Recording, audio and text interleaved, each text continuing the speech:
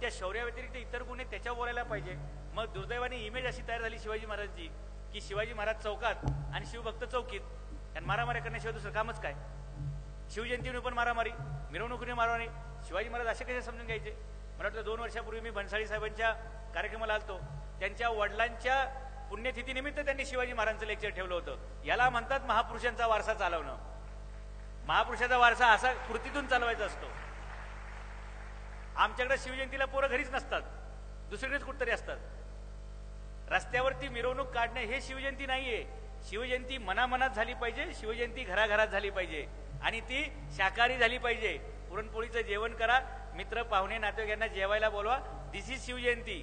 उगाच काहीतरी दुसऱ्याचे पैसे तिसऱ्यांनी वर्गणी काढायची, चौथ्याची ढोल पिटायचे, दिस इज नॉट शिवजयंती। शिवजयंती म्हणजे आवाज गाजावाजा हे नाहीये, अजिबात नाहीये। त्या दिवशी आपण एखादं पुस्तक वाचा, त्या दिवशी एखाद्या मॅनेजमेंटची टेक्निक शिकून घ्या, ही शिवजयंती आहे। अशी शिवजयंती करायला आपल्याला अपेक्षित आहे। नाहीतर नुसते ढोल बडवायचे, कुठतरी मस्जिद दिसली की जोरात वाजवायचं, दंगा करायला बघायचा, this is not a Shivaji Maharaj. Shivaji Maharaj असले नव्हते। सगळ्या जातींना सोबत घ्या, सगळ्या धर्मांना सोबत घ्या। आणि मी व्याख्यानाला तारीख अशाच शिवजयंती मंडळाला देतो की जे मिरवणूक काढत नाहीत आणि डॉल्बी डिजिटलचा संबंध येत नाही, याच्यामुळे नुकसान होतंय समाजाचं। म्हणून शिवजयंतीच्या मिरवणुकीला घरंदाज घराण्यातल्या स्त्रिया महिला येत नाहीत, कारण तुम्ही शिवजयंतीला गाणी कुठली वाजवता? सैराट वाजले की 12, याचा काय संबंध आहे? म्हणजे एकमेव भक्त हे शिवभक्त असे बदमाश आहेत।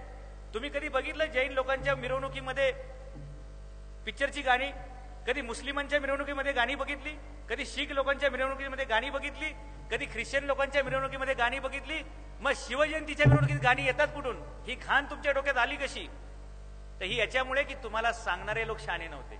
तुमचा गैरसमज करून दिला की शिवजयंती म्हणजे आरडाओरडा। आरडाओरडा नसते शिवजयंती।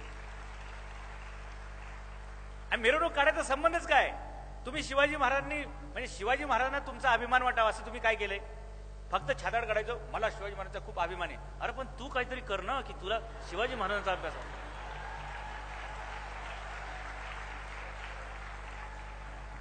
अरे तुझ्याकडे बघून, तुमच्याकडे बघून एखाद्याला वाटलं पाहिजे।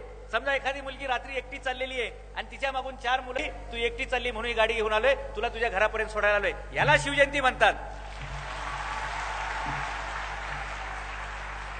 म्हणजे ज्या देशामध्ये मुली आणि महिला असुरक्षित असतील त्या देशातल्या लोकांना शिवजयंती करण्याचा कुणी अधिकार दिला? आज आमच्याकडे कायदा आणि सुव्यवस्थेचा प्रश्न का वाढला? शिवाजी महाराज आम्हाला कळले नाही। दुसऱ्याची मुलगी बघितली, बाई बघितली, ती आपल्यापेक्षा लहान असेल तर तिला ताई म्हटलं पाहिजे, आपल्यापेक्षा मोठी असली पाहिजे तिला आपण माई म्हटलं पाहिजे। ही शिवाजी महाराजांची संस्कृती आम्ही जपली का? आणि म्हणून हे प्रश्न उभे राहिलेत। आणि याच्या पुढे असं हे दाड्या वाढवणं, मिशा ठेवणं, टिळे लावणे यांनी शिवभक्ती होत नाही।